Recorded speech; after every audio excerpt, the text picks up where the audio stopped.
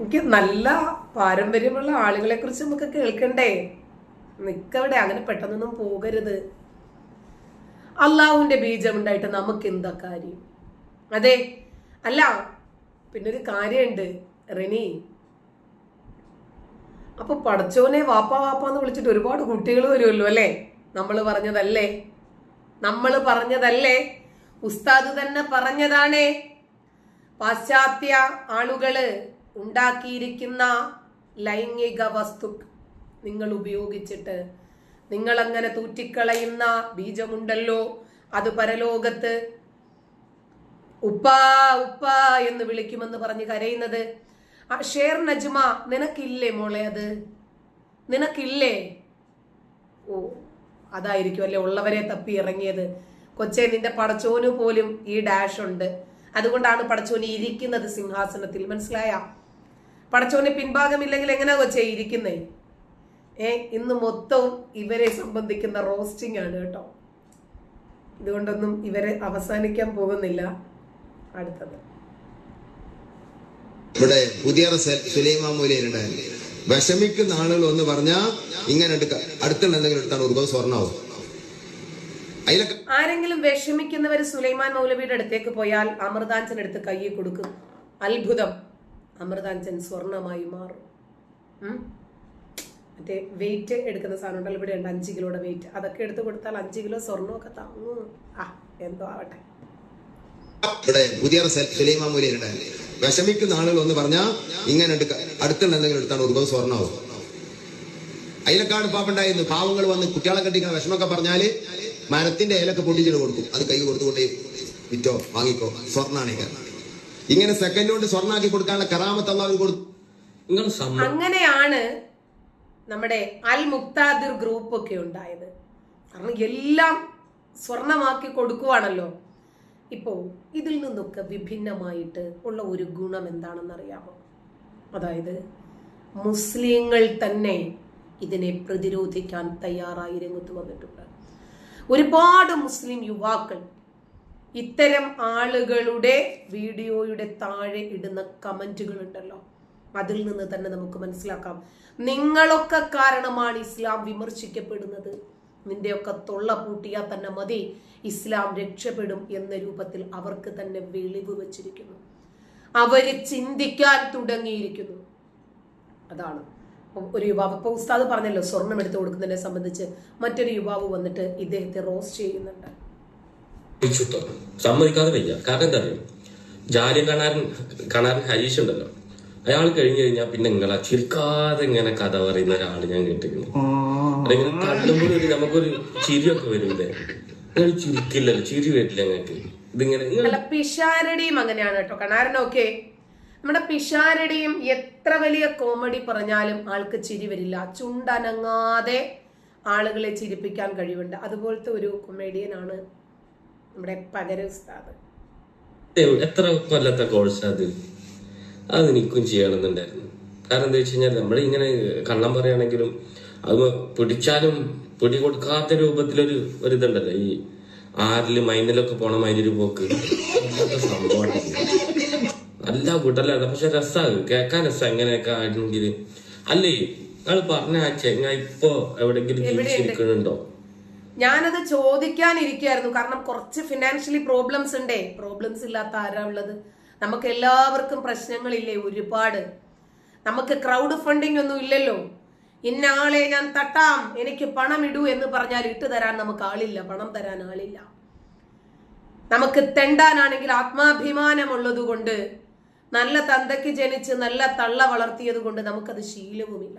അധ്വാനിച്ച് തിന്നാണ് ശീലം. ആരുടെയും ഓസിന് തട്ടിയും അങ്ങനെ അതൊന്നും ശീലമില്ലാത്തത് കൊണ്ട് നമുക്ക് തരാൻ ആരുമില്ല. അതുകൊണ്ട് ഒരുപാട് സാമ്പത്തിക പ്രതിസന്ധിയുണ്ട്.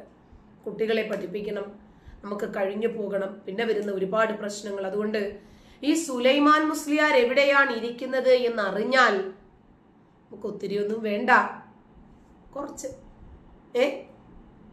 ഒന്നും അല്ലെങ്കിൽ നമുക്ക്, ഞാൻ വിചാരിക്കുന്നത് ഞങ്ങൾ സാധാരണ രീതിയിൽ ഒരു 30 കിലോയുടെയൊക്കെ അരിയുടെ ചാക്ക എടുക്കുക, 25-30 കിലോ. അതുപോലത്തെ ഒരു ചാക്ക് അരി എടുത്ത് ഞങ്ങളുടെ കയ്യിൽ വെച്ച് തന്നാലും മതി എന്ന് പറഞ്ഞാൽ നമ്മൾ രക്ഷപ്പെട്ടു. അത്രയും സ്വർണ്ണമായല്ലോ, അതുകൊണ്ട് ഞങ്ങൾ അഡ്ജസ്റ്റ് ചെയ്തിട്ടൊക്കെ അങ്ങോട്ട് ജീവിച്ചു പോയിക്കോളാം. ഈ ഉസ്താദ് എവിടെയുണ്ട് എന്ന് ചോദിക്കാൻ നിന്നപ്പോഴാണ് നമ്മുടെ യുവാവ് സുഹൃത്ത് ചോദിക്കുന്നത് ഇപ്പോൾ എവിടെയുണ്ടെന്ന്. ശരി, ഉണ്ടെങ്കിൽ കുറച്ച് തേക്കിന്റെ ഇല കൊടുത്തിട്ട് സ്വർണ്ണാക്കാനും ചെറുതുപോലെ നിൽക്കൂല. ഇത് കൊറേ കായുമാണ്, ഒരു 10-15 തേക്കിന്റെ ഇല കൊണ്ടുപോയിട്ട് അതിനനുസരിച്ച്. അതെ, 1-2 തേക്കിന്റെ ഇലയൊക്കെ കൊടുത്തു കഴിഞ്ഞാൽ നമുക്ക് സ്വർണം കിട്ടിയിട്ട് എന്താ കാര്യം? തേക്കിന്റെ ഇല പോരാ, തേക്കിന്റെ ഇല നിറച്ചും കിട്ടിയാലും നമുക്ക് വാങ്ങിക്കാം, നോക്കാം. ചില സ്വർണം കിട്ടി കിട്ടുകയാണെങ്കിൽ ബുദ്ധിമുട്ടൊക്കെ മാറുമല്ലോ. എന്തായാലും ഇങ്ങനെയുണ്ട് മനുഷ്യന്മാർ. ഇത് സത്യം, ഇതൊക്കെ കേൾക്കുമ്പോഴാണ് ഒരു വല്ലാത്തൊരു സംഭവം. നിങ്ങളൊരു വല്ലാത്തൊരു സാധനം കേട്ടോ. ഇങ്ങനെ ചിരിക്കാതെ പറയുമ്പോൾ എൻ്റെ ആൾക്കാരെ മുമ്പിൽ പറഞ്ഞൊപ്പിക്കണ്ടേ അല്ലേ? അതിനൊരു പ്രത്യേക കഴിവ് തന്നെ. എന്താ ചെയ്യാം, സമ്മതിച്ചു.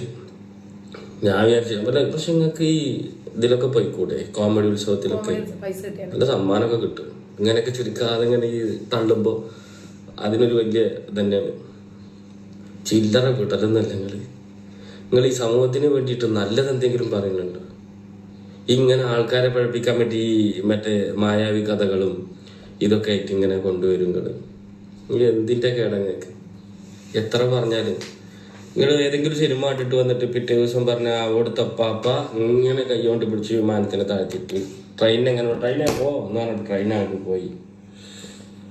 കാലം മാറിയിട്ടാ, ചെക്കന്മാരൊക്കെ ബുദ്ധിയുള്ളതായിട്ടായിരിക്കുന്നു.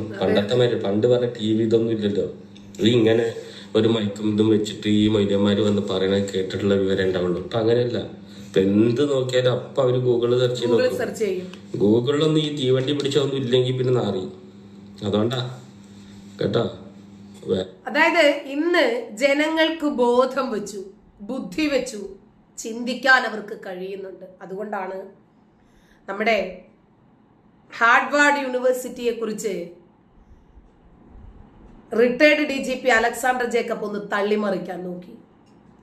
ഉടനെ +2കാരനായ അഭിറാം ഗൂഗിളിൽ സെർച്ച് ചെയ്തു, ഹാർവാർഡ് യൂണിവേഴ്സിറ്റിയുടെ മെയിൽ എടുത്തു.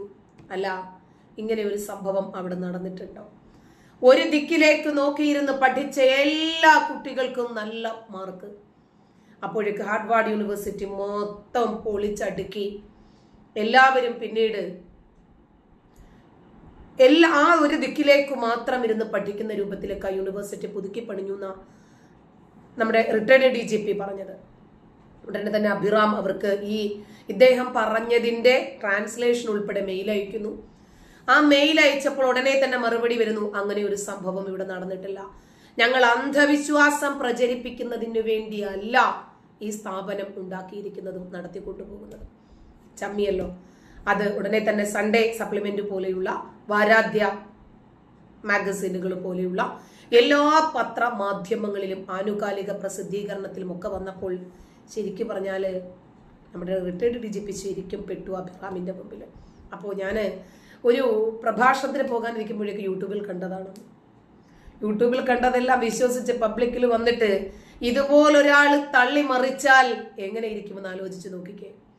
അതാണ്, എത്ര വലിയ ഉയരത്തിൽ പറന്നാലും ശരി താഴെ വന്നേ സമ്മാനം വാങ്ങാൻ പറ്റും. ഒരു മോട്ടിവേഷണൽ സ്പീക്കർ ഉണ്ടായിരുന്നു നമുക്ക്. കോഴിക്കോട് ഒരു പ്രോഗ്രാം നടന്നപ്പോൾ ബിസിനസ്സുകാരെയൊക്കെ മുന്നിലിരുത്തിയിട്ട് അവന്റെ തന്തയ്ക്ക് വിളിച്ചു.